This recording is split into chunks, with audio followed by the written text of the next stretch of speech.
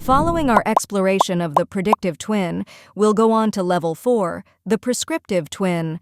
This level applies predictive insights to provide practical suggestions. The prescriptive twin takes data from the predictive twin and uses advanced modeling and simulations to consider what-if scenarios. This means it can analyze multiple treatment options and their potential outcomes. Consider a hospital deploying a prescriptive twin to improve patient care. This technology may simulate several therapy courses by assessing real-time patient data as well as prior treatment results. For example, if a patient has several health issues, the prescriptive twin can recommend the most effective combination of treatments suited to their unique needs. Next time, we will explore Level 5, the autonomous twin, where we'll learn how the previous 4 levels' insights can lead to fully autonomous operations.